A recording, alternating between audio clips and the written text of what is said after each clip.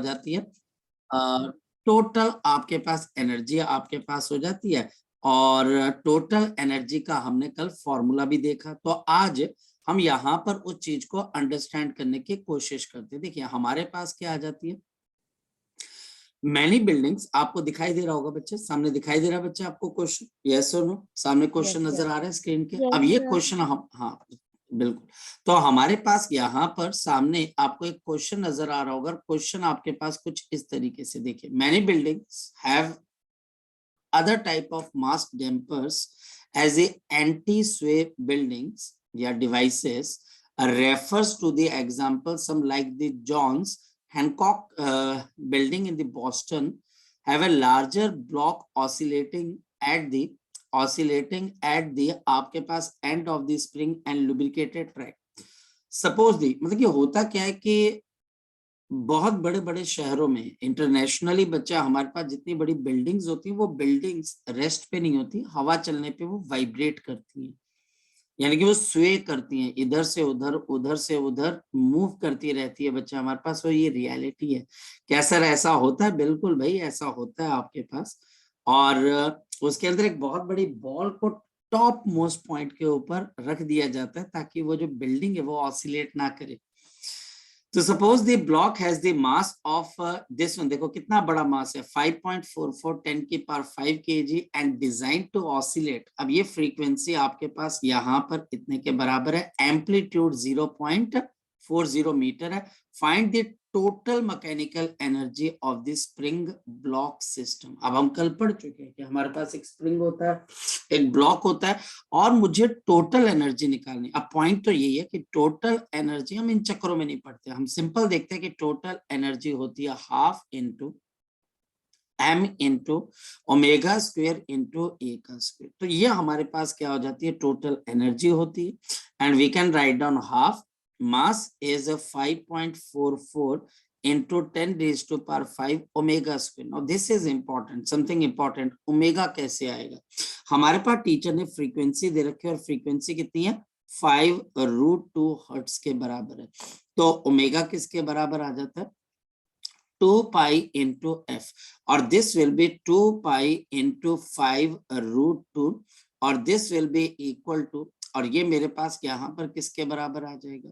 ये हमारे पास आ जाएगा, दिस विल बी आपके पास 10 इंटू √2 इंटू आपके पास पाई, तो 1.4 या 14, तो वी कैन राइट डाउन 14, क्योंकि 1.414 होता है, 14 ले लेते हैं, 10 से मल्टीप्लाई कर देंगे तो, और ये मेरे पास 22/7, ये कैंसल होके 2, एंड दिस विल बी 44, यानी कि ओमेगा मेरे पास 44 है। तो वी कैन राइट डाउन 44 का होल स्क्वायर इनटू एम्पलीट्यूड 0.40, और दिस कैन बी 0.40 का आपके पास क्या आ जाएगा, whole square. Now we can calculate this one. तो हमारे पास जितना मुश्किल आपके पास यहाँ पर जितना भी मुश्किल क्वेश्चन हो, उस क्वेश्चन को हम बहुत ढंग से अगर देखें तो हमें पता लग जाता है कि ये क्वेश्चन नंबर 27 हमने कर लिया, हो गया काम खत्म। In question number 27 calculate the block speed, यानी कि आपको v निकालनी है as it passes through the equilibrium point. तो मुझे इसकी ब्लॉक की स्पीड निकालनी है। तो ब्लॉक की स्पीड निकालने का मतलब मुझे वेलोसिटी निकालनी है एट द आपके पास मीन पोजीशन। तो v मीन पोजीशन पे मैक्सिमम होती है प्लस माइनस ऑफ ओमेगा। ये बड़े लंबे चौड़े चक्रों में पड़ा हुआ नहीं, हमको इतना लंबा चौड़ा चक्कर नहीं करना।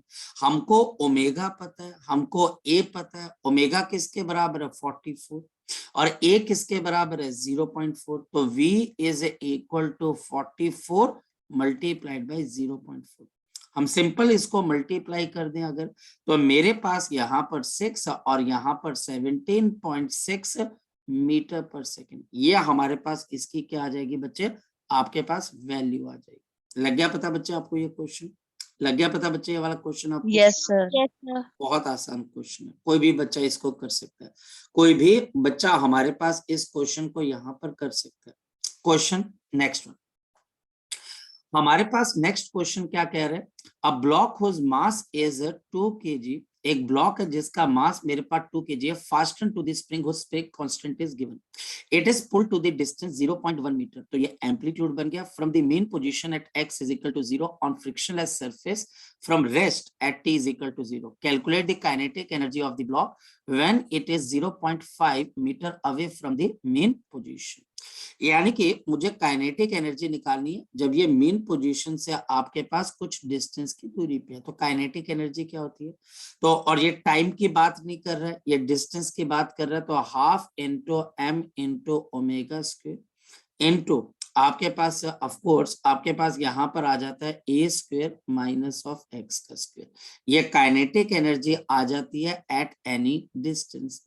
मास मेरे पास 2 kg का, स्प्रिंग कांस्टेंट दे रखा है, उससे ओमेगा निकलेगा। टेक्निक वही है ओमेगा निकालने की, omega is equal to under root of k by m। ये देखिए तो हमारे पास k गिवन है, मास गिवन है, तो ये 0 पॉइंट क्या आ जाएगा 70 रेडियन पर सेकेंड। चलो हम इसको यूज कर लेते हैं 7.07 और हमारे पास यहाँ पर ओमेगा का स्क्वायर कर देंगे। चलो इसका भी मैं स्क्वायर कर देता हूँ, तो मेरे पास यहाँ पर आपको इसको स्क्वायर कर देंगे तो हमारे पास ओमेगा स्क्वायर आ जाएगा। ए आपके पास कितने के बराबर है 0.1 मीटर और आपके पास x कितने के बराबर है 0.05। अगर हम ध्यान से देखें तो 0.1 अगर a है तो 0.05 क्या है बच्चे बताओ जरा, 0.05 क्या है बच्चे, ये आपके पास ये अगर a है तो ये बच्चे हमारे पास a/2 है। मेरी बात को आप समझ पा रहे हो, मेरी बात को आप समझ पा रहे हो।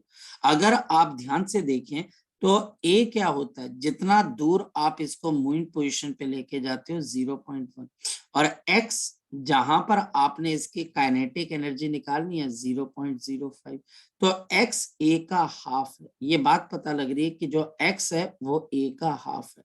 मैं इन चीजों को दिमाग में रखते हुए 2 मिनट के अंदर बच्चे क्वेश्चन को निकालने की कोशिश करूंगा। कैसे, मेरे पास काइनेटिक एनर्जी है हाफ इंटू मास, मास किसके बराबर है 2 ओमेगा स्क्वायर 0.707।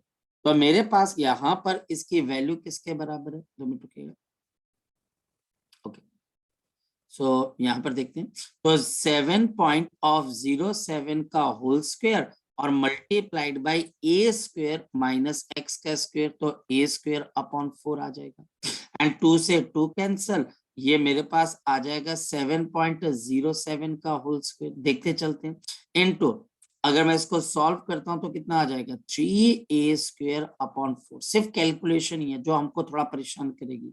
और आपके पास कितना आएगा 7.07 का whole square multiplied by 3 into a का स्क्वायर 0.1 का होल स्क्वायर अपॉन आपके पास 4 अपॉन आपके पास 4। अब मैं इस कैलकुलेशन को करके अगर मैं देखता हूं तो मैं देखता हूं बच्चा हमारे पास कितने की वैल्यू आ जाती है। जरा फोकस करके बोलो, सर x इज बोलो बच्चे। Sir x is equal to a/2 कैसे आया? एक सिंपल सी बात है ना, अगर कोई पर्सन तेरे को बोले 1 और हाफ, दोनों में क्या रिलेशन है बेटे? सर मतलब 1 तो 1 हुआ और उसका जो 1 का जो हाफ हुआ वो हाफ हुआ। और अगर 1 तेरे पास a के बराबर है और ये तेरे पास x के बराबर है तो x और a के बीच में क्या रिलेशन हुआ? Sir x is equal to a by मतलब 2। a/2। तो मैंने क्या किया जरा ध्यान से देख, मेरे पास ध्यान से देख, यहाँ पर ध्यान से देख। अगर a 0.1 है और x 0.05 है तो x a/2 हुआ कि नहीं हुआ? Okay sir. ठीक है, तो ये बच्चा अब आपके पास आ जाएगा। इसको हम यहाँ पर अगर देखें तो ये 49.9, वैसे आप इसको 50 भी ले सकते हैं। चलिए खैर कोई बात नहीं, हम इसको एज मैं कैलकुलेटर से इसको थोड़ा हेल्प आउट कर देता हूँ। 3 मल्टीप्लाइड बाई 0 पॉइंट आपके पास कितना आ जाएगा 0.1 एंड डिवाइडेड बाई आपके पास 4। तो आपके पास यहाँ पर ये मल्टीप्लाइड बाई आपके पास हुआ 3, then this is multiplied by 0.01, तो हमारे पास ये आ गया 1.49।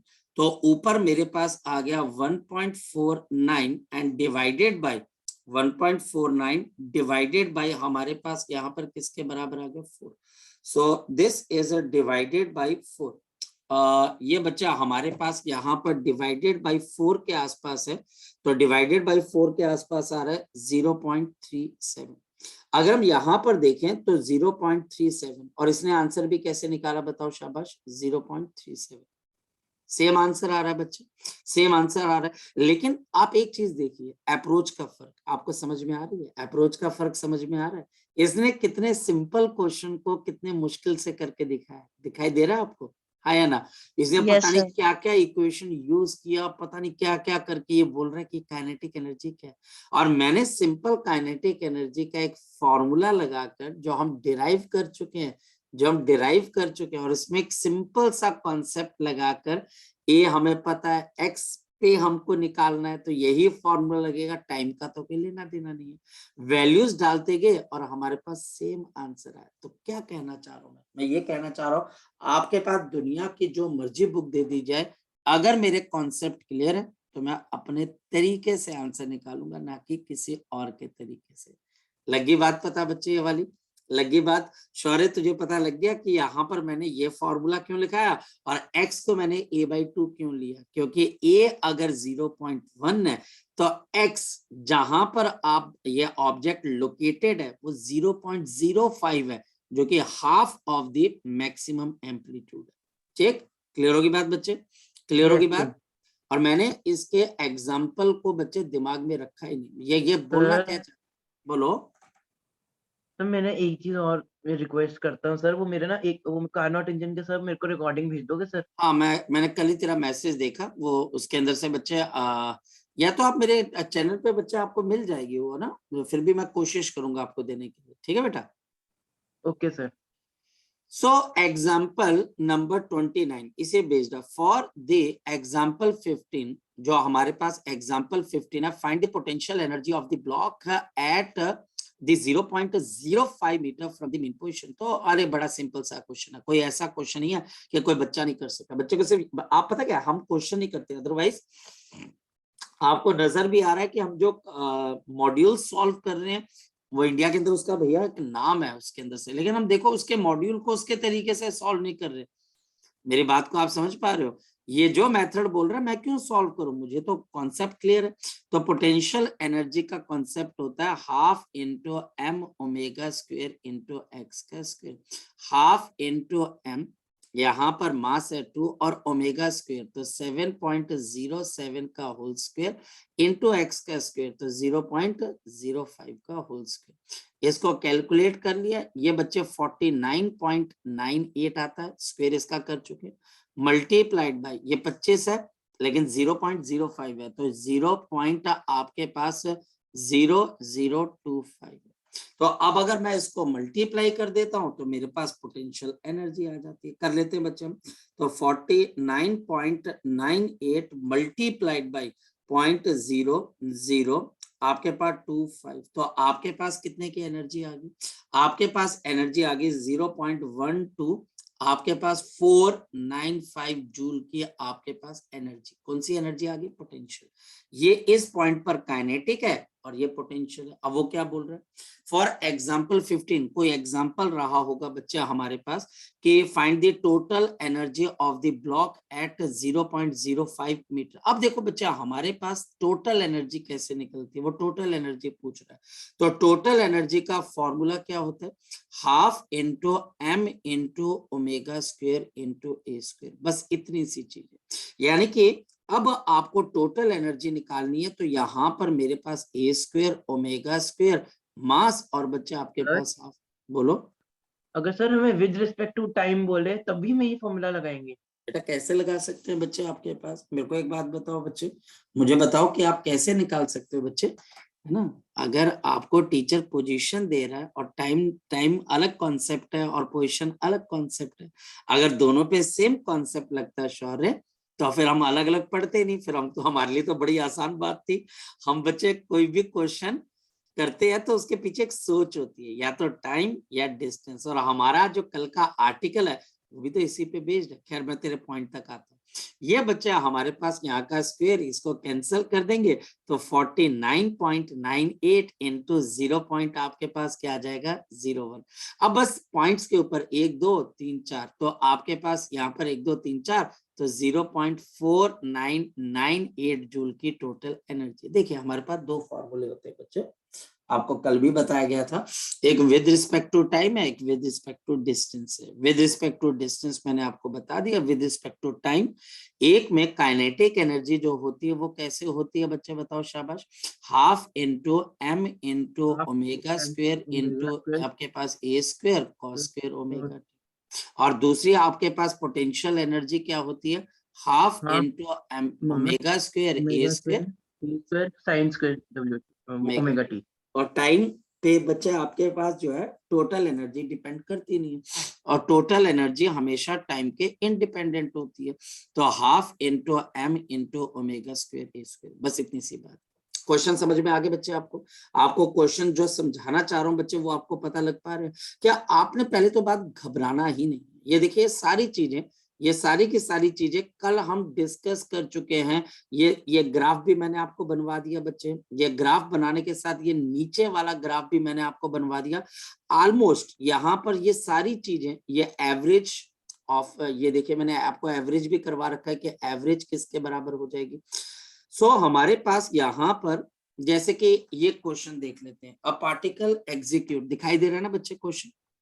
आपको सिर्फ मैं इतना बताना चाह रहा हूँ, अगर आप कोशिश करें तो आप विद इन 1 आवर जो मर्जी स्टडी मटेरियल आपको दिया जाए किसी भी कोचिंग का, मैंने आपको उतना करवा दिया बच्चे कि आप किसी भी कोचिंग का स्टडी मटेरियल उठा के सॉल्व कर सकते हैं। मैंने इतनी आपको यहाँ पर जो है आपको एबिलिटी दे दी गई।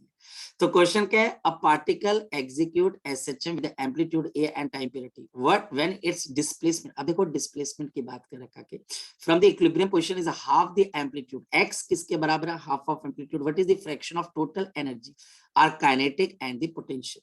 अब देखो बच्चे वो कहना क्या चाह रहा है, मैंने इसके हिसाब से नहीं चलना, मैंने अपने हिसाब से चलना है। वो ये बोलता है कि अगर एम्पलीट्यूड ए है और टाइम पीरियड टी है तो काइनेटिक एनर्जी टोटल एनर्जी का कितना फ्रैक्शन है, तो आपको बताना kinetic energy divided by total energy in the case of the SHM. बहुत अच्छी चीज है, ये फ्रैक्शन होता है, ये वही फ्रैक्शन है जिसकी वो बात बोल रहा है कि टोटल एनर्जी का कितना पार्ट काइनेटिक एनर्जी है, तो फ्रैक्शन ऐसे ही निकलता है। तो हमारे पास यहाँ पर इसका मतलब हाफ इनटू, क्योंकि डिस्टेंस की बात कर रखा के डिस्टेंस की, तो हम यहाँ पर कर देंगे a square minus x square and divided by half into m into आपके पास ओमेगा स्क्वायर ए स्क्वायर। मैं कभी भी बच्चे को बोलता हूँ कि आपने इस सेंस में नहीं जाना, आप अपने हिसाब से करो, आपका दिमाग क्या कहता है, छोटी क्लासेस में आप क्या पढ़ के आए। तो ये आपके पास कैंसर, अब आपके पास a square minus x square upon a square, clear. और यहां पर मेरे पास कितना आ जाएगा 1 माइनस, क्योंकि a square divided by a square 1 minus x square upon a square. अब देखो तो 1 माइनस एक्स किसके बराबर है, ए बाई 2। एक्स किसके बराबर है, ए बाई 2। कैसे पता, the object is at a half of the amplitude, तो ए बाई 2 का मतलब कितना आ जाएगा, a square by 4 multiplied by a square. Cancel कर दोगे 1 माइनस 1/4, तो कितना आ जाएगा 3/4। यानी कि जो काइनेटिक एनर्जी है वो 3/4 ऑफ द टोटल एनर्जी, यानी कि 75% ऑफ द टोटल एनर्जी। यही ये चीज यहाँ पर भी निकाल रहे हैं। और पोटेंशियल एनर्जी कैसे निकलेगी, उसका रेशो, तो potential energy to the total energy, तो half into m into omega square x square divided by half into m omega square into a square. सब कुछ कैंसिल होके क्या आ जाएगा, x square upon a square. और x किसके बराबर है, a square by 4 into a square. तो जल्दी बता दो कितना आंसर आ जाएगा 1/4, जो कि आपके पास कितना आ जाता है 25%। कोई दिक्कत है इसके अंदर से बच्चे, कोई दिक्कत बच्चे हमारे पास क्या आ जाती है, दिक्कत है तो बताओ बच्चे आप मुझे। No sir. नो अब सर। चलते हैं आगे की तरफ, चलिए। तो हमारे पास क्या आ जाती है, in example 16 what displacement the kinetic energy is equal to the potential energy. अरे यार बड़ा सिंपल सा क्वेश्चन है, ये पोटेंशियल एनर्जी है और ये काइनेटिक एनर्जी और डिस्प्लेसमेंट की बात कर रहे हैं, तो सॉरी यही फॉर्मूला यूज होगा। और यहाँ पर के क्या है, एम ओमेगा स्क्वायर। तो ये दोनों को अगर बराबर कर देंगे, अब देखो बच्चा हमारे पास यहाँ पर कैसे करेंगे। यहाँ पर हमारे पास अगर हम इसको देखा जाए, हालांकि अगर आप ध्यान से देखें तो ये फॉर्मूला इनकरेक्ट है, हाँ या ना, ध्यान से देखना है, फॉर्मूला करेक्ट नहीं डाला। और इतना गलत मतलब है कि सर। हाँ बोलो बोलो। सर गलत है। गलत है ना। मैं वही देखो, आप कितना बड़ा नाम है, मतलब कि जो जो आप जहां से पढ़ रहे हो, तो आपको पॉइंट यही है बच्चा हमारे पास कि जब आप पढ़ना शुरू करते हो तो आपको पता लगता है भैया ये तो एक ऐसी पढ़ाई है जिसके अंदर जो बड़े बड़े नाम है बच्चों, वो भी छोटी छोटी गलतियां कर जाते हैं भाई। हमको वही तो अभी हमने पढ़ा है ध्यान से, हम क्या करते हैं, हम इग्नोर कर देते हैं। हमको लगता है अरे यार ये बहुत मुश्किल चीज आ रही है यार। अगर आप ध्यान से देखो ना, ध्यान से, तो आप बड़े बड़े नामों को बच्चे नीचे लगा सकते हैं। और आपको काम क्या करना है, सिर्फ सिंसियरिटी से पढ़ना है, जो टीचर आपको करवा रहा है वही करना है, उसके अलावा ज्यादा इधर उधर में नहीं जाना। ज्यादा इधर उधर जाओगे तो पंगा पड़ जाएगा। अब देखिए, तो हमारे पास यहाँ पर ये चीज आ गई। अब काइनेटिक और पोटेंशियल दोनों मेरे पास वो बोल रहे हैं सेम है, सेम है, तो कर देंगे तो क्या आ जाएगा। तो इसका मतलब ये फॉर्मूला इसने रॉन्ग लिखा है, हमने सही फॉर्मूला लिखा। तो जैसे आप करोगे बराबर कर दीजिए, तो आपके पास half m omega square cancel. तो x square is equal to a square minus x square, और 2x square is equal to a square, और आपके पास x is equal to plus minus of a by root two. तो answer आ जाएगा ये बच्चा, हमारे पास आंसर आ जाएगा। बस इतनी सी चीज है। एग्जाम्पल ये 31 भी होगी, 32 for the example 16 at time t is equal to 0 the particle is at the mean position, then at what times the particle will have potential। अब देखो वो किसकी बात कर रहा है यहाँ पर, बताओ शाबाश, टाइम्स की। वो क्या टाइम्स होंगे जब पार्टिकल की potential energy 50% of its total energy होगी, और आपको टोटल टाइम के ऊपर इसको निकालना। अब देखो हमारे पास क्या होता है 50%, और आपको यहाँ पर वो वर्ड टाइम नहीं यूज कर रहा है, क्या यूज कर रहा है बच्चे आपके पास, बताओ शाबाश, टाइम्स। बहुत इंपॉर्टेंट है। जो बच्चे यहाँ पर नॉन मेडिकल के उनको थोड़ा एडवांटेज अब हो जाता है, जो बच्चे मेडिकल के उनको थोड़ा सा ज्यादा मेहनत करनी पड़ती है, लेकिन नॉन मेडिकल वाले बच्चों को इसमें एडवांटेज है। कैसे, वो क्या बोल रहे हैं, हमारे पास टाइम की बात कर रहे हैं, तो वो आपके टोटल एनर्जी यानी कि potential energy is a half of the total energy, कितने टाइम पे होगा। तो अब टाइम की बात हो रही है, तो potential energy is half m omega square into a square, into हमारे पास क्या आ जाता है साइन स्क्वायर ओमेगा टी, है ना। And this is a half into आपके पास M omega square into a square, और मल्टीप्लाइड बाय हाफ, क्योंकि half of the total energy.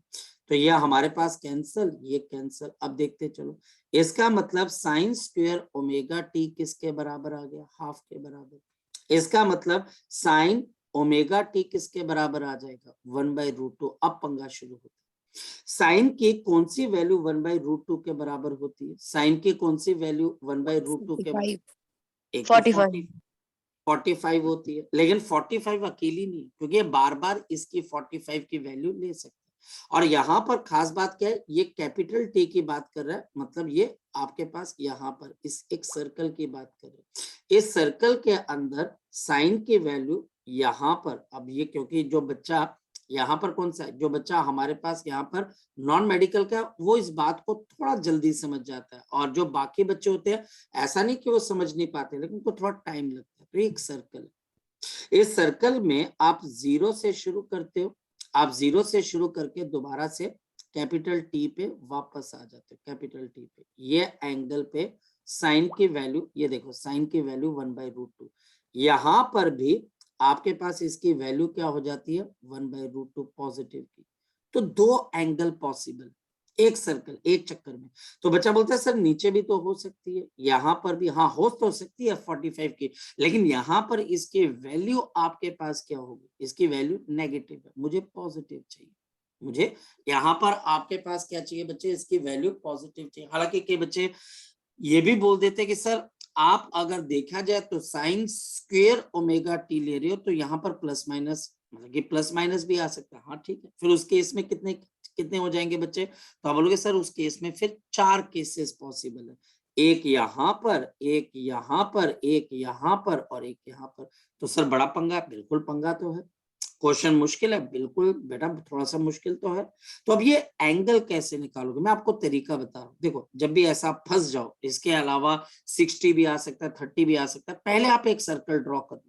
उस सर्कल के अंदर बच्चा हमारे पास अगर आप देखो तो ये एंगल π/4, ठीक, देखते चलना मैं क्या करता हूँ। तो π/4 क्यों, क्योंकि 45।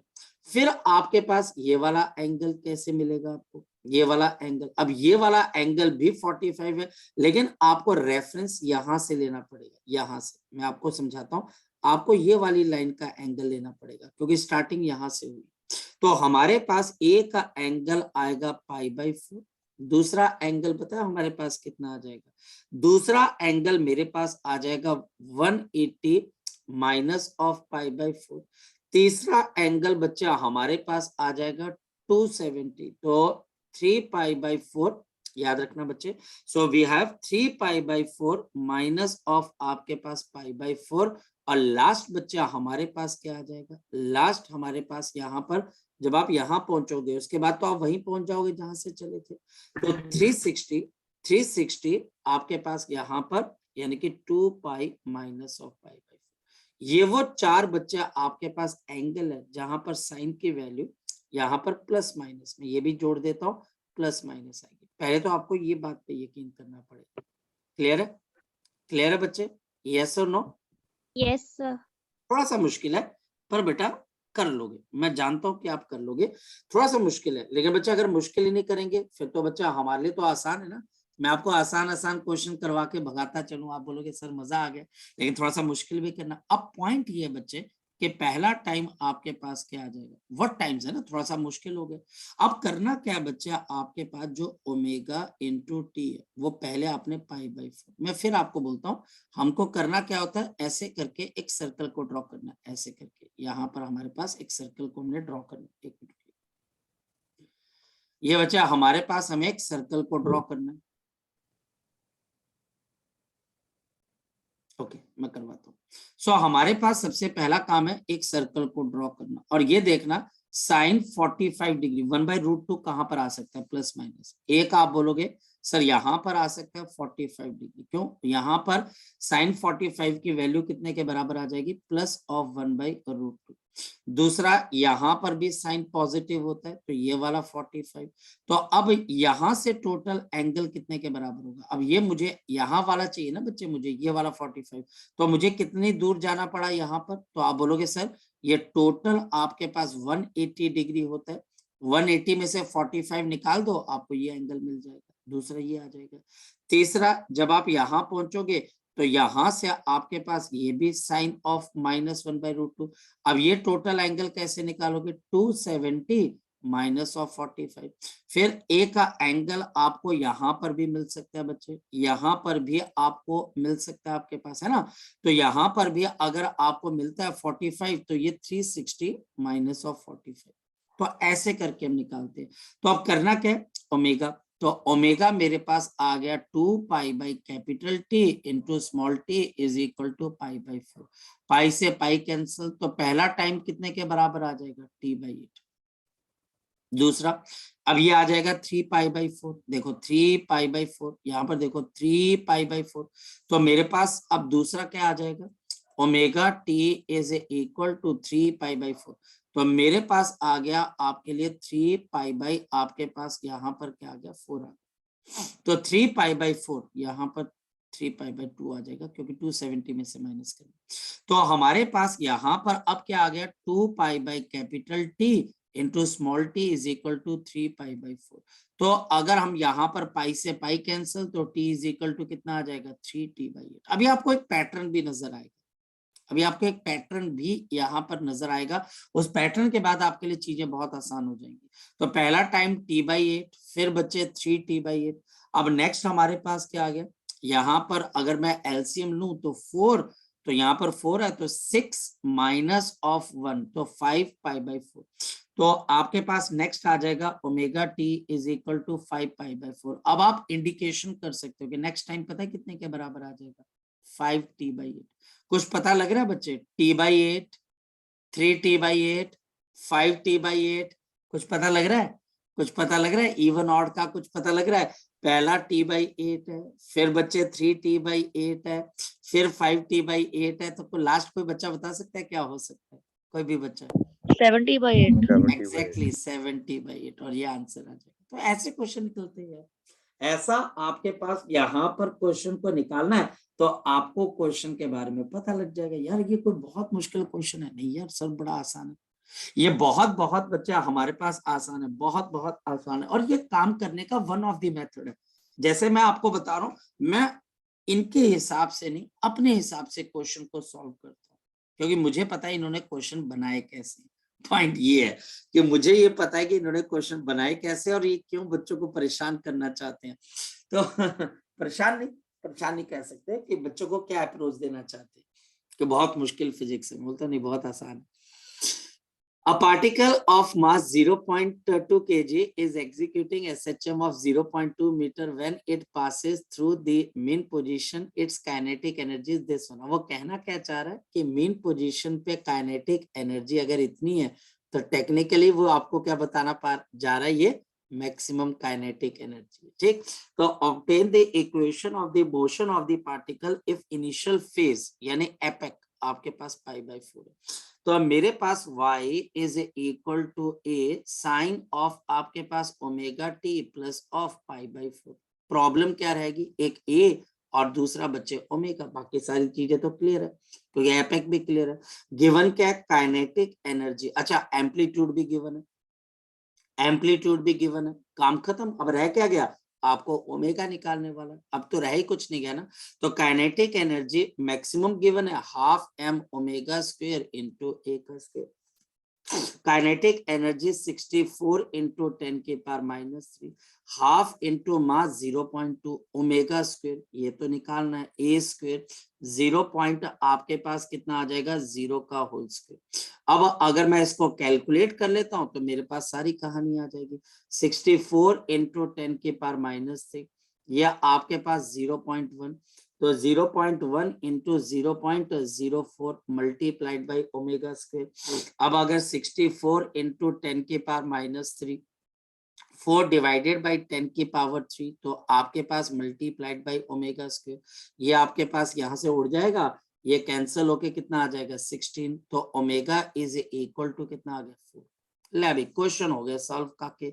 ये 0.2 गिवन था, sine of 4t plus of π/4। लो जी, मेरे पास इक्वेशन ऑफ SHM भी है।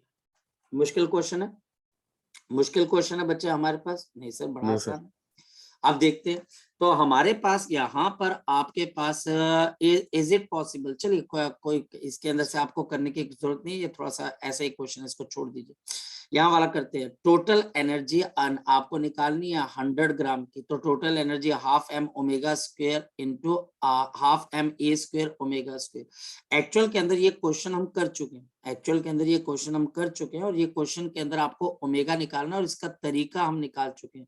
अगर आपको याद हो, v1 का square is equal to omega square a square minus omega square into x1 square, और v2 का square is equal to omega square a square minus omega square x2 का स्क्वायर। आप प्रीवियस लेक्चर देखेंगे, आपको मिल जाएगा कि इसमें आपको दोनों को क्या करना पड़ेगा।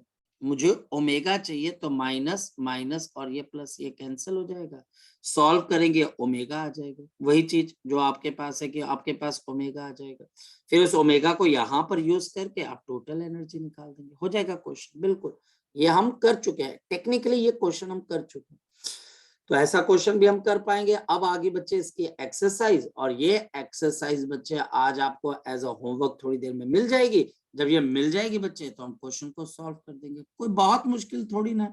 आपको मैक्सिमम स्पीड निकालनी है, ओमेगा ए, मास दे दिया, मास का कोई रोल नहीं है। SHM के अंदर एम्पलीट्यूड दे रखा है 20 सेंटीमीटर, इसका यूज हो जाएगा। टाइम पीरियड 1 सेकेंड है, मैक्सिमम स्पीड निकालनी है ओमेगा ए, तो 2 pi by capital t multiplied by a. ऐसा क्यों किया, क्योंकि आपको ओमेगा नहीं गिवन है, आपको टी गिवन है, तो जल्दी बता दो 2 पाई बाई 1 और multiplied by amplitude 20 centimetre, 20 divided by 100, ये कैंसिल होके 5, और बच्चे 2 मल्टीप्लाइड बाई 3.14 अपॉन 5, तो 0.4 मल्टीप्लाइड बाई 3.14। अब देख लो 3 into 4 कितना होता है 12, तो 12 की ऑप्शन यहाँ पर कौन सी है, सिर्फ थर्ड, तो इसको टिक करो और आगे चलो। मुश्किल है, 2 सेकंड में होते ना क्वेश्चन सॉल्व, हाँ या ना, 2 सेकंड में होते क्वेश्चन सॉल्व कि नहीं होते, बिल्कुल सॉल्व होते। ठीक है, चले आगे की तरफ, चले, चलो एक क्वेश्चन में आपको इसमें, हाँ बोलो बोलो, बोल बच्चे। सर एक एग्जांपल सर 17 जिसमें हमने इक्वेशन मोशन निकाली थी सर, हमने उसमें प्लस पाई बाय 4 की माइनस पाई बाय 4 की। कहाँ पर बच्चे, कहाँ पर बेटा? सर जो एग्जांपल 17 सर, जो ऊपर ऊपर थी हाँ सर। हाँ बोलो बच्चे, ये वाला बेटा, ये वाला कि इसके, यस ये सर, वाला, यस सर। हाँ बोलो क्या क्या दिक्कत है बच्चे इसमें?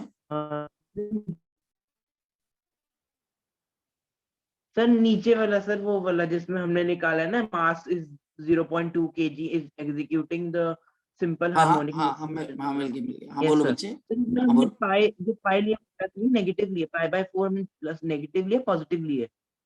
कहाँ पर बच्चे? तो पाई बाय 4 भाई बेटा ये देख आंसर लिखा हुआ बेटा, ये देख, इनिशियल फेज में। हाँ ये देख क्या लिखा हुआ बच्चे, ये देख, इनिशियल फेज में, ओके सर। ठीक है। ओके सर, वो मैं सर कर रहा था ना। नहीं कोई कोई ऐसी बात नहीं, कोई ऐसी बात नहीं।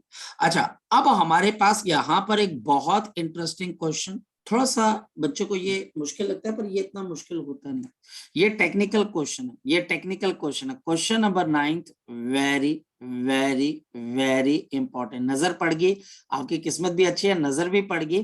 A particle is executing SHM along y axis, its position at any instant is given by, this is given by 5 sin 3 pi by t, तो ये ओमेगा आ गया, और √3 cos of 3 pi by t, the amplitude of the oscillation. तो इसको देखो, इस question को करने का एक तरीका होता है, जब भी टीचर आपको साइन और कॉस की कॉम्बिनेशन दे दे, अगर वो अकेला साइन होता तो 5 आंसर होता, अकेला कॉस होता तो 5√3 आंसर होता, लेकिन जब भी टीचर, प्लस माइनस से कोई फर्क नहीं पड़ता, कोई भी प्लस और माइनस आपके पास हो सकता है।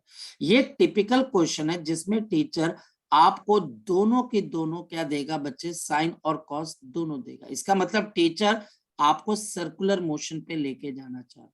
अगर कभी ऐसा क्वेश्चन है तो y इज इक्वल टू, आप सबसे पहले इसको ओपन अप कर लीजिए, तो sine of 3 pi by T plus of यहाँ पर 5√3 कॉस ऑफ, आपके पास कितना आ जाएगा 3 पाई बाई टी। पहले तो इसको समझिए, जब भी बच्चा हमारे पास आपका ये क्वेश्चन आए तो बेसिकली टीचर क्या चाह रहा है, टीचर आपको बोल रहा है कि मैं इसको किसी टी टाइम पे देख रहा हूँ और उस टी टाइम के ऊपर मुझे x की वैल्यू 5 नजर आ रही है, इसका मतलब x की value not 5, I am sorry, 5√3 इसकी वैल्यू नजर आ रही है, इसका मतलब। और यहाँ पर इसका मतलब ये है कि टीचर आपको ये बोलना चाह रहा है कि मुझे जो आपके पास x की वैल्यू नजर आ रही है वो 5 आ रही है। मैं आपको कॉम्प्लिकेटेड मेथड भी बताऊंगा इसका, मैं आपको कॉम्प्लिकेटेड मेथड भी बताऊंगा, पहले आप मेरा ट्रिक वाला मेथड देख लीजिए कि कभी भी ऐसा कोई क्वेश्चन है जिसमें साइन और कॉस दोनों को मिलाकर टीचर आपको एम्पलीट्यूड पूछे तो करना क्या, फटाफट एक सर्कल बनाया जिसके साथ, और ये यहाँ पर क्या करेगा, इस ब्रैकेट को ओपन भी करना है कि, और इसमें वो आपको उसको पता है कि क्वेश्चन बहुत ईजी है, तो 5 को बाहर ले गया, तो 5 को पहले इससे मल्टीप्लाई कर दिया, फिर इससे मल्टीप्लाई कर दिया, फिर मेरे पास x की वैल्यू कितने के बराबर है 5√3, और मेरे पास y की वैल्यू कितने के बराबर है, y की वैल्यू मेरे पास यहाँ पर 5, बस इसको आप स्क्वायर कर दीजिए, इन दोनों को स्क्वायर और ऐड कर देंगे तो हमारे पास आंसर आ जाएगा। कैसे, मेरे पास 5√3 का होल स्क्वायर प्लस ऑफ 5 का स्क्वायर, टिपिकल क्वेश्चन है,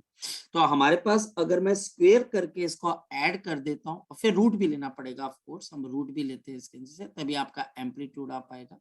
तो हमारे पास यहाँ पर 5√3 का होल स्क्वायर इंटू 5 का स्क्वायर, तो ये हमारे पास कितना आएगा 75 और ये 2500, तो आपके पास इसका आंसर कितना आ जाएगा 10।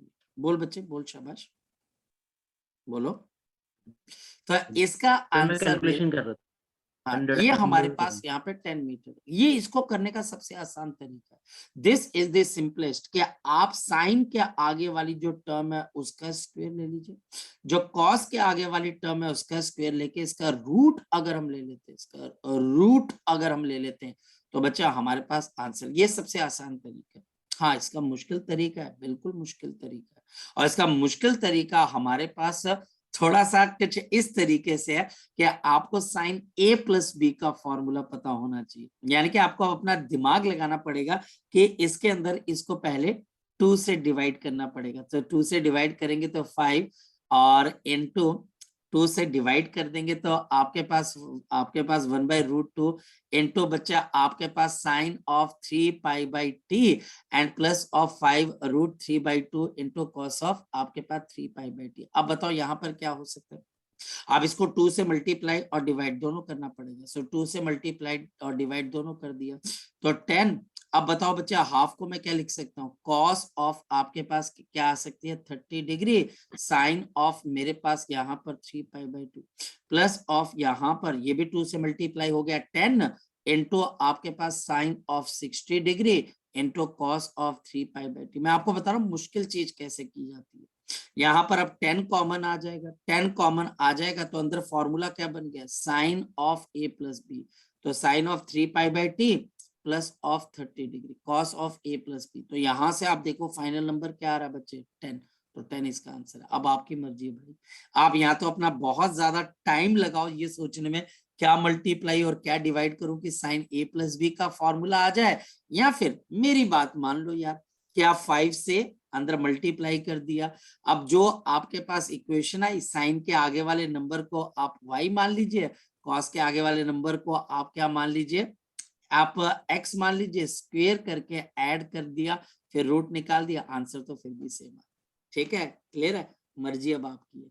या ये वाला भी आपको सोल्यूशन मिलेगा, ये वाला भी मिलेगा। इस सोल्यूशन का फायदा ये है क्योंकि स्कूल में तो टीचर ये पूछेगा नहीं, तो स्कूल में अगर वो पूछेगा नहीं तो आपके लिए तो बच्चे इस क्वेश्चन का आंसर निकालना बहुत जरूरी। ठीक है, क्लियर है, मैं आगे चलूं, बोलो। सर अगर इनकी वैल्यूज अलग अलग हो जाए, जैसे जैसे साइन जैसे 3π है, अगर वहां पर कॉस कुछ अलग हो जाए तो मतलब वो भी कॉस हो कैसे सकता है या बच्चे, फिर इम्पॉसिबल। कैसे कॉस बच्चे, तो कैसे जैसे कॉस, ओमेगा सर जैसे डिफरेंट जैसे हो वहां जाए, पर ओमेगा सर डिफरेंट हो जाए, यस सर। नहीं वो पॉसिबल नहीं बच्चे, ओमेगा डिफरेंट नहीं हो सकती।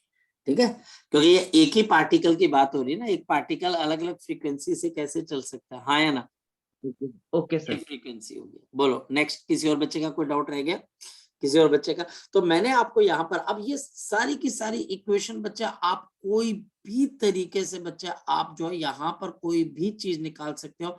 अब आपके पास यहाँ पर करना ही यही चीज है बच्चे आपको पास की यार, मैं क्वेश्चन को किसी तरीके से लगा सकूं, मैं क्वेश्चन को किसी तरीके से यहाँ पर लगा सकूं, इंपॉर्टेंट ये। ठीक, तो चलिए, तो यहाँ पर ये वाली चीज है, इसमें से एक या दो क्वेश्चन आपको टफ लगेंगे, बाकी चीजें बच्चे आप यहाँ पर कर लोगे बच्चे इसके अंदर से। अब वही चीज है कल स्प्रिंग वाला, वही वो टाइम पीरियड पूछ रहा है, m/k आ गया, मैक्सिमम स्पीड ओमेगा ए आ गया, सारी की सारी चीजें हमारे पास क्या कि हम कल देख चुके थे, और अब बच्चे हम यहाँ पर समझने की कोशिश करते हैं बच्चे द कॉन्सेप्ट ऑफ द, हम स्प्रिंग देख रहे थे और अब हम आगे की तरफ को चलते हैं। चलिए देखते हैं बच्चे हमारे पास आगे के बहुत सारी चीजें करनी, और हमने कल स्प्रिंग वाले मैक्सिमम केसेस को हमने डिस्कस कर लिया था। तो आज हम यहाँ पर आगे चलते हैं और आगे आज हम डिस्कस करना स्टार्ट करते हैं बच्चे the concept of the concept. हमने सीरीज पैरेलल कर दिया, रेशो में बांट दिया, सब कुछ कर दिया। सो हमारे पास अब आपके लिए नेक्स्ट पॉइंट आ जाता है the concept of the simple pendulum. The concept of the simple pendulum. Simple pendulum is the case of the angular SHM. ये मेरे पास angular simple harmonic motion का केस है। इसमें होता क्या है, मेरे पास एक massless एक स्ट्रिंग है, और उस स्ट्रिंग के नीचे मैंने एक मैसिव बॉब को रख दिया। बॉब एक बॉल है जिसका मास मेरे पास mkg के बराबर, और यहाँ पर मैंने इसको सस्पेंड कर दिया एक सीलिंग से। तो मैंने एक सीलिंग से इसको सस्पेंड कर दिया, और यहाँ से मेरे पास ये बॉब को आप इक्विलिब्रियम पोजीशन से हटाकर साइड पे लेके जा रहे हो। Now this is the equilibrium position, ये मेरे पास इक्विलिब्रियम पोजीशन है, और मैं इसको साइड पे लेके जा रहा हूँ एट सम एंगल थीटा, और ये हमारे पास पाइवेटेड है एट द पॉइंट ओ। ये मेरे पास पाइवेट का मतलब जहां पर ये बॉडी क्या कर रही है आपके पास, रोटेट कर रही है जिस पॉइंट के about. Length of string L के बराबर, ये पाइवेट पॉइंट है, ये मास m kg, length of string L के बराबर है। अब हमारे पास होता क्या है, अगर आप इस बॉब को यहां से रिलीज करो तो ये बॉब क्या करता है, नीचे की तरफ को आता है, तो इसके ऊपर टॉर्क लगता है क्योंकि पाइवेटेड है। तो हमारे पास इस सिंपल पेंडुलम पे टॉर्क कितने का लग जाएगा, टॉर्क, तो टॉर्क आपके पास क्या आ जाता है, force multiplied by distance perpendicular, और परपेंडिकुलर डिस्टेंस आप कुछ भी कह सकते हो। मैं टेक्निकल नहीं जा रहा हूँ, मैं सिंपल मोटे मोटे तौर पे लिख रहा हूँ, मतलब कि मुझे जो पता है। टेक्निकली तो बच्चा आर पहले आता है, एफ बाद में आता है, वो अलग बात है। मैं टेक्निकल नहीं लिख रहा हूँ, मैं बहुत सिंपल तरीके से लिख रहा हूँ। तो अब अगर हम देखें तो यहां पर हमारे पास इसके ऊपर फोर्स ऑफ ग्रेविटी आपके पास नीचे लग रही है mg, और फोर्स ऑफ ग्रेविटी आपके का लाइन ऑफ एक्शन हमारे पास ये वाला, यहां पर इस रस्सी में टेंशन T और ये टेंशन T लग रही है। अब ये चीजें तो मुझे पता है कि आप टॉर्क कैसे निकालते हो, ये टॉर्क हम निकालने जा रहे हैं अबाउट पॉइंट O। तो हम करते क्या, फोर्स इनटू परपेंडिकुलर डिस्टेंस, तो इसका परपेंडिकुलर डिस्टेंस फोर्स से कितना है, या फोर्स का इस O पॉइंट से परपेंडिकुलर डिस्टेंस कितना है, ये एंगल थीटा, तो ये एंगल थीटा, ये बेस, ये परपेंडिकुलर, तो आपके पास क्या आ गया, L साइन ऑफ थीटा।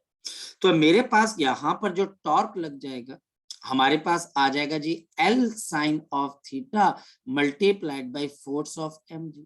अगर आप ध्यान से देखें तो ये टॉर्क इसके ऊपर ऐसे लगता है, ये टॉर्क R क्रॉस F यहां से पता लगता है, ये देखिए ये मेरे पास R क्रॉस F है। ये टॉर्क आपके पास क्लॉकवाइज लग रहा है, और क्लॉकवाइज टॉर्क हमेशा क्या होता है, नेगेटिव, तो माइनस साइन आ गया, ये नेगेटिव आ गया। अब मेरे पास जो टॉर्क लग रहा है दैट इज माइनस mgl। अब पॉइंट आता है साइन थीटा। यहां पर जो बच्चा मेडिकल का, बेटा आपको ज्यादा दिमाग नहीं लगाना, लेकिन जो बच्चा नॉन मेडिकल का है, भाई साइन थीटा की सीरीज क्या होती है, तो थीटा माइनस ऑफ आपके पास थीटा क्यूब अपॉन आपके पास यहाँ पर फैक्टोरियल एंड सो, मतलब कि यह आपके पास यहाँ पर ऐसे सीरीज होती है।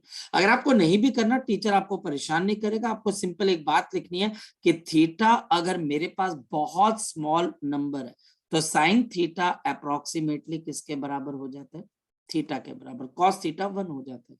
तो कुल मिलाकर मेरे पास टॉर्क किसके बराबर आ जाता है, this is equal to mgl into theta, यहाँ पर थीटा एंगुलर डिस्प्लेसमेंट रह गया मेरे पास, यहां पर रह गया बच्चे टॉर्क। अब टॉर्क किसके बराबर होता है, तो we talk about the torque. Torque आपके पास किसके बराबर होता है, टॉर्क इज आल्सो, ये देखिए बच्चे, also the torque is equal to I moment of inertia into alpha.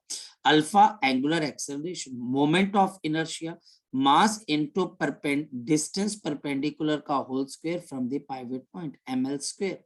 और बच्चा हमारे पास alpha double differentiation d square theta upon d t का होल स्क्वायर। ये हमारे पास क्या बच्चे इक्वेशन है, जैसे मास इनटू एक्सेलरेशन वैसे moment of inertia into angular acceleration. Therefore अब बताओ m इंटू एल का square into d square theta upon d t का whole square, this is equal to minus mgl multiplied by theta. m से m cancel, एक l से दूसरा l cancel, तो मेरे पास यहां पर क्या बन गया, एक्सेलरेशन। अब देखिए acceleration, acceleration is equal to मेरे पास आ जाएगी minus g by l into theta, ये तो SHM बन गया। अब आप बोलोगे सर ये SHM क्यों है, क्योंकि यहां पर आपकी जो एक्सेलरेशन है ये प्रोपोर्शनल टू किसके आगे बच्चे, x के, तो बीच वाली टर्म किसके बराबर है, ओमेगा स्क्वायर के। पॉइंट तो हमारे पास यही आता है कि वो ओमेगा स्क्वायर के बराबर होती है। तो अब मेरे पास यहां पर क्या आ गया, देयरफॉर मेरे पास ओमेगा जो आपके एंगुलर फ्रीक्वेंसी है under root of GL। Frequency, आपकी जो फ्रीक्वेंसी है वो फ्रीक्वेंसी किस पे डिपेंडेंट है, frequency is equal to 1/2 pi under root of G by L। और तीसरा बच्चा हमारे पास time period of one oscillation, जो कि आपको पता होना चाहिए 2 pi under root of L by g. 2 pi under root of मेरे पास क्या आ जाएगा L बाई जी। तो ये पॉइंट मुझे क्लियर होने चाहिए। जहां पर एक कंफ्यूजन बच्चा क्रिएट कर सकता है कि सर टेंशन भी टी है और आप यहाँ पर ये टाइम पीरियड भी टी ले रहे हो, तो अगर ऐसी कोई कंफ्यूजन है तो आप टाइम पीरियड को टी नॉट ले लीजिए, टाइम पीरियड को टी नॉट ले लीजिए ताकि वो कंफ्यूजन दूर हो जाए। पता लग गया बच्चे, टाइम पीरियड ये बचपन से आप करते आ रहे हो, ये टाइम पीरियड आप बचपन से करते आ रहे हो, ये भी आपको पता है कि ये सर हम बचपन से करते आ रहे हैं और हमारे पास ये चीजें हमारे लिए बहुत बहुत क्या है, सिंपल सी। ठीक है, मैं आगे चलूं बच्चे, आगे चलूं, ठीक है, यस और नो? Yes, sir. अब इसका मतलब, अब देखो, अब इसका मतलब क्या हो गया, जब ये चीजें मेरे पास आ गई, ओमेगा भी आ गई, तो मैं एनर्जी निकाल सकता हूँ, डिस्प्लेसमेंट निकाल सकता हूँ, बहुत सारी चीजें निकाल सकता हूँ। जैसे मेरे पास अगर अब पहला पॉइंट क्या आ गया बच्चे, पहला पॉइंट क्या आ गया, ये मेरे पास ओमेगा आ गया। मान लो कि theta not is the maximum amplitude, मतलब कि ये आपके पास मैक्सिमम डिस्प्लेसमेंट या फिर मैक्सिमम एम्पलीट्यूड है, मैक्सिमम जो जिसके बाद बच्चे ये पेंडुलम वापस आता है वो थीटा नॉट है। और थीटा इंस्टेंटेनियस में करना क्या चाह रहा हूं, जैसे y is equal to a sine of omega t है, तो क्या यहाँ पर भी बच्चा हमारे पास सेम आती है? क्या यहाँ पर भी सेम इक्वेशन है? आंसर है नहीं।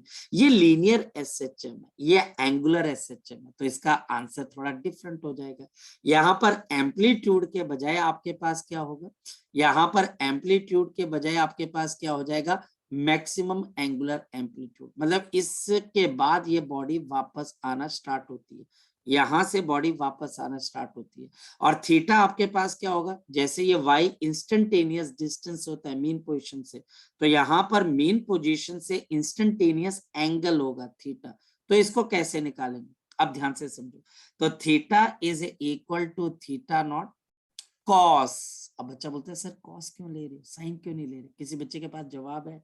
बिल्कुल जवाब है। यहाँ पर हम कॉस इसलिए लेंगे क्योंकि पेंडुलम कहां से चलना शुरू कर रहा है बच्चे, पेंडुलम कहां से चलना शुरू कर रहा है, एक्सट्रीम पोजीशन से।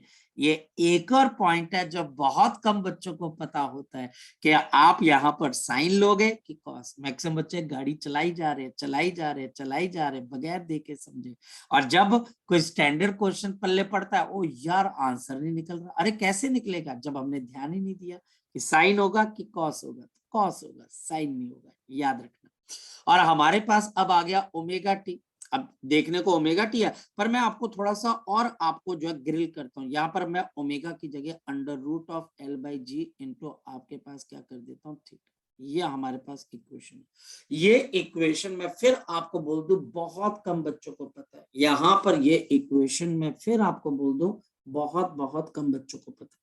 ये बच्चे अगर आपने इसको कर लिया तो आपके कई क्वेश्चन यहाँ पर सॉल्व हो जाएंगे। अब जैसे टीचर बोलता है कि मैक्सिमम, अब देखो ना टीचर ने क्या बोलना है, मैं आपको एक क्वेश्चन दूं, बड़ा मजा आएगा। देखिए, इफ अगर बच्चा हमारे पास theta not is equal to alpha, मान लो कि मैक्सिमम एंगल अल्फा है, फाइंड द टाइम, आपको वो टाइम निकालना है, फाइंड द टाइम इफ आपके पास if theta is equal to beta के बराबर हो जाए। यानी ये पेंडुलम मैक्सिमम अल्फा तक जा सकता है, पर आपने वो टाइम बताना है जहां पर बच्चा आपके पास थीटा की वैल्यू किसके बराबर हो जाए, थीटा की वैल्यू बच्चा हमारे पास किसके बराबर हो जाए, बीटा के बराबर। तो बीटा के बराबर ये देखना बच्चे। अब कैसे करें मैं बताता हूँ सॉल्यूशन।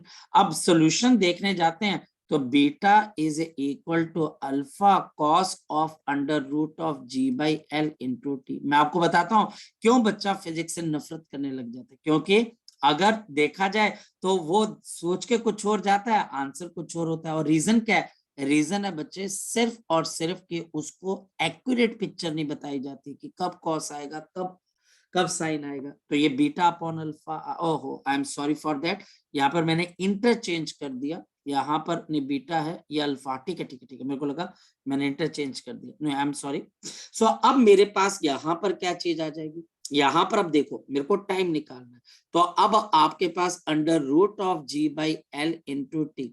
अब ये बात एप्रिशिएट कौन करेगा, थोड़े से नॉन मेडिकल वाले बच्चे अप्रिशिएट करेंगे, इनवर्स ट्रिग्नोमेट्रिक फंक्शन। तो टी किसके बराबर है, under root of l by g cos inverse of beta upon alpha. अब जैसे ये क्वेश्चन आता है तो ये ऑप्शन देखता है बच्चा, तो बच्चा पहले तो वो क्वेश्चन छोड़ने की करता है, यार ये ऑप्शन तो मैंने कभी देखी नहीं, जबकि ये ऑप्शन कितनी आसान है ना, कितनी आसान है। और यहाँ पर ये एंगुलर एसएचएम है। ज्यादातर बुक्स के अंदर सिंपल पेंडुलम का टाइम पीरियड निकालकर 2-4 केसेस को डिस्कस करके भगा दिया जाता है, लेकिन लेकिन लेकिन याद रखना बच्चा, हमारे पास इसका टाइम कुछ इस तरीके से निकलेगा। ठीक है, क्लियर होगी बच्चे बात? थोड़ा सा आपको देखना पड़ेगा। पहला पॉइंट क्लियर हो गया, पहला पॉइंट क्लियर हो गया, पहला पॉइंट Yes. क्लियर हो गया। अब दूसरा पॉइंट आ जाता है, क्या ये मास पे डिपेंडेंट है टाइम पीरियड? क्या इसका टाइम पीरियड मास पे डिपेंडेंट है? क्या इसका जो टाइम पीरियड है वो मास के ऊपर डिपेंडेंट है? यस और नो? क्या लगता है बच्चा आपको? क्या लगता है कि क्या ये मास पे डिपेंडेंट होगा? क्या आपका टाइम पीरियड मास पे डिपेंडेंट है? जो टाइम पीरियड No, है sir. नहीं, बिल्कुल। और ये सबसे मजेदार चीज है, तो हमारे पास यहाँ पर L अपॉन जी। सो ये बच्चा हमारे पास, आप बोलोगे कि ये आपका time independent of the mass है। So this is independent of mass. ये मास क्यों, हम बिल्कुल इसका पोस्टमार्टम कर देंगे, ये इंडिपेंडेंट ऑफ मास। तो फिर अब बच्चा बोलता है कि सर अच्छा ये इंडिपेंडेंट ऑफ द मास है, तो पहली चीज आपको क्या नजर आ रही है बच्चे? लेंथ। अब लेंथ का पोस्टमार्टम कर लेते हैं। चलिए तीसरी चीज, यहां पर आपका टाइम पीरियड लेंथ पे डिपेंडेंट है, राइट? तो इसका मतलब time is directly proportional to under root of length. तो पहला पॉइंट इसके अंदर आता है कौन सी लेंथ? तो हम बोलते हैं यहां पर ये जो लेंथ होती है, एक्चुअल में अब इसको समझो, ये जो लेंथ होती है ये पाइवेट पॉइंट से लेके, पाइवेट जहां से आपने इस स्ट्रिंग को बांधा हुआ है वहां से लेके जो नीचे का बॉब है उसके सेंटर ऑफ मास तक होती है। टेक्निकली ये बच्चा आपके पास इसके सेंटर ऑफ मास तक होती है। ये पॉइंट ध्यान में रखना, लेंथ एक्चुअल में ये होती है, लेकिन क्या है कि छोटी क्लासेस में या यहाँ पर भी हम सेंटर ऑफ मास की बात नहीं करते, लेकिन टेक्निकली ये सेंटर ऑफ मास तक जाता है। अब इसके ऊपर एक बार क्वेश्चन पूछा गया, क्वेश्चन ये पूछा गया कि मेरे पास एक आपके पास स्फेयर है, हॉलो स्फेयर है, उसमें मिट्टी को भरा हुआ, बिल्कुल मिट्टी को भरा हुआ, बिल्कुल मिट्टी या पानी को भर दिया हुआ है, और ये पेंडुलम ऑसिलेट कर रहा है, ये पाइवेट पॉइंट है, और ये मिट्टी भरी हुई या पानी भरा हुआ, ये फिल है, और इसके नीचे हमने को होल क्रिएट कर दिया, और इस होल में से ये मिट्टी या पानी क्या होने लगे? लीक होने लगे। मिट्टी या पानी बच्चा हमारे पास लीक होने लग गया थ्रू दिस होल। मुझे बताना है कि अगर यहाँ पर होल किया गया और ये मिट्टी नीचे लीक होने लग जाएगी या पानी बच्चा हमारे पास लीक होने लग जाएगा, इससे टाइम पीरियड पे क्या फर्क पड़ेगा? तो मैं आपको बताता हूँ, जैसे जैसे इसकी लीकेज होती जाएगी, मास कहां पर चलता जाएगा? बताओ शाबाश, मास कहां पर आता जाएगा? नीचे की तरफ। तो सेंटर ऑफ मास यहाँ पर जैसे जैसे लीकेज होती जाएगी तो लेंथ आपके पास इंक्रीज करेगी। अब लेंथ काहे इंक्रीज करेगी? क्योंकि सेंटर ऑफ मास नीचे जा रहा है, लेंथ इंक्रीज करेगी तो टाइम पीरियड भी क्या करेगा? इंक्रीज करेगा। लेकिन जैसे ही ये एम्प्टी हो जाएगा, खाली हो जाएगा, तो क्या होगा? Centre of mass hollow sphere का कहां पर होता है? सेंटर पे। तो सेंटर ऑफ मास नीचे जो जा रहा था, ये बच्चे सेंटर ऑफ मास जो कि आपके पास नीचे जा रहा था वो दोबारा से सेंटर पे आ जाएगा, यानी कि लेंथ डिक्रीज हो जाएगी और टाइम पीरियड आपके पास क्या हो जाएगा? इंक्रीज हो जाएगा, टाइम पीरियड डिक्रीज हो जाएगा। तो हमारे पास इसका टाइम पीरियड क्या हो जाएगा? डिक्रीज हो जाएगा। लगी बात पता बच्चा आपको? सारा गेम किसका है? सेंटर ऑफ मास का। जब पानी लीक हो रहा है, मास नीचे जा रहा है, सेंटर ऑफ मास नीचे जा रहा है, टाइम पीरियड इंक्रीज हो रहा है। जब बच्चा हमारे पास पानी खाली हो गया, ये बिल्कुल पूरा चला गया, तो सेंटर ऑफ मास दोबारा से ऊपर आ जाएगा और इसकी वजह से बच्चा हमारा टाइम पीरियड डिक्रीज हो जाएगा। क्लियर है? लग गया बात पता बच्चा आपको? लगी बात पता बच्चा आपको? यस और नो? Yes, sir. ये तो हो गया पहला केस। एक और चीज हो सकती है हमारे पास, यहाँ पर एक और चीज हो सकती है कि टाइम, अभी हम लेंथ को एनालिसिस कर रहे हैं, तो ये पहला पार्ट हो। लेंथ का एक और केस हो सकता है, जरा देखते हैं। तो लेंथ के अंदर बच्चा हमने ये सीखा है कि एक्सपेंशन हो सकती है, यानी कि आपके पास टेम्परेचर, अब जो टेम्परेचर है बच्चा हमारे पास, उससे आपके पास क्या हो सकती है? लेंथ चेंज होती है। कैसे चेंज हो जाती है? तो आप बोलते हो जी L dash is equal to L1 plus of alpha into change of the temperature delta T. यहाँ पर अगर आपको मैं बताऊं, चेंज इन लेंथ आपके पास ओवर ओरिजिनल लेंथ, ये किसके बराबर होती है? Alpha into delta T. अब इसको फिजिक्स के अंदर कैसे यूज किया जाता है ध्यान से समझना। यहाँ पर अगर टीचर बोलता है कि टाइम पीरियड पे क्या फर्क पड़ा पेंडुलम के, तो डेल्टा टी अपॉन टी, ये ओरिजिनल टाइम ड्यूरेशन है, ये change in time duration, half. अब यहाँ पर हाफ का फैक्टर क्यों है, क्योंकि एल की पावर हाफ है। वही बचे एरर एनालिसिस, तो डेल्टा एल बाई एल, और इसको बच्चे अब हम क्या लिख सकते हैं, half into alpha into delta T, जहां पर डेल्टा टी आपके पास क्या, चेंज इन टेम्परेचर। अब यहाँ पे टीचर क्या क्वेश्चन पूछेगा, पेंडुलम गर्मियों में कैसा टाइम देता है, सर्दियों में कैसा टाइम देता है। सिंपली आपको यहाँ पर क्या करना है, वैल्यू डाल देनी है। समर्स के अंदर डेल्टा टी क्या होगा, पॉजिटिव, तो टाइम पीरियड इंक्रीज कर जाएगा। डेल्टा टी पॉजिटिव, तो टाइम डेल्टा टी बढ़ जाएगा। तो डेल्टा टी बच्चा आपके पास क्या हो जाएगा, ये पॉजिटिव है यानी इंक्रीज हो जाएगा। टाइम पीरियड इंक्रीज होने का मतलब जो घड़ी है बच्चे वो स्लो हो जाएगी, वो स्लो हो जाएगी, वो स्लो हो जाएगी। और कितना टाइम डिफरेंस है तो वो हमको पता लग जाएगा। विंटर्स, विंटर्स के अंदर क्या होगा, डेल्टा टी पॉजिटिव होगा कि नेगेटिव होगा, जरा देखो। विंटर्स के अंदर टेम्परेचर बढ़ता है कि कम होता है, तो आप बोलोगे सर विंटर्स के अंदर डेल्टा टी तो नेगेटिव होता है, तो डेल्टा टी आपकी डिक्रीज हो जाएगी। और आपकी जो ये पेंडुलम वाली घड़ी है बच्चे, जो पेंडुलम है वो हमारे पास क्या हो जाएगा, फास्ट हो जाएगा, फास्ट हो जाएगा।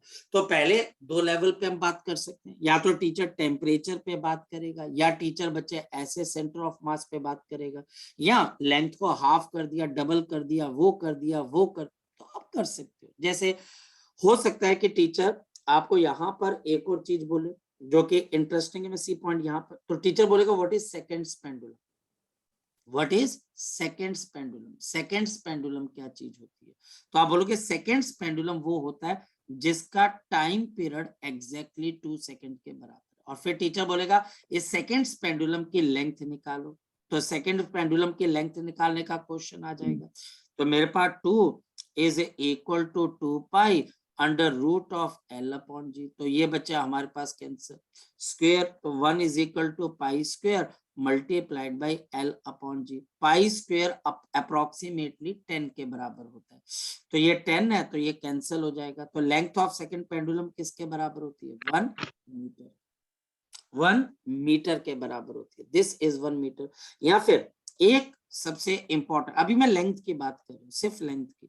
या फिर टीचर मुझे बोलता है अगर मेरे पास पेंडुलम है जिसकी length comparable to the radius of the earth, अगर length of pendulum is very very large, very very large, बहुत बड़ी है, तो उसका एल बहुत बड़ा है, radius, and r is the radius of earth, इसके कंपेरेबल है, it is the radius of the earth. तो उस केस में यानी कि एल आपके पास कंपेरेबल है, यानी कि रेडियस ऑफ अर्थ के कंपेरेबल है, तो उस केस में टाइम पीरियड क्या हो जाता है, तो 2 पाई अंडर रूट ऑफ 1, आपके पास यहाँ पर 1 divided by 1 upon l plus 1 upon r multiplied by g. Please इस बात को ध्यान में रखना। हालांकि अप्रोक्सीमेटली ये आपके पास किसके बराबर हो जाता है, अप्रोक्सीमेटली अगर बोला जाए तो ये 2 pi under root of r by g approximately के बराबर हो जाता है, और ये आपके पास 84.6 मिनट्स का इसका बच्चे टाइम पीरियड होता है, पर ये अप्रोक्सीमेटली। ठीक, चलिए, सो पेंडुलम का एक केस हमने कर लिया, और पेंडुलम के बच्चे हमारे पास अब दूसरे केस कौन से रह गए जिसमें हम ग्रेविटी को चेंज करेंगे। उसके बाद बच्चे ये चैप्टर हमारे पास फिनिश हो जाता है। आज हम कोशिश करेंगे बच्चे दोपहर में, कभी बच्चे अगर मेरे पास फ्री टाइम है तो हम मिलने की कोशिश करेंगे एसएचएम के न्यूमेरिकल्स के लिए, तो थोड़ा सा टाइम बचा के रखना, ठीक है, थोड़ा टाइम बचा के रखना, हो सकता है कि मुलाकात करें। चलिए ओके बच्चे, बाय बाय।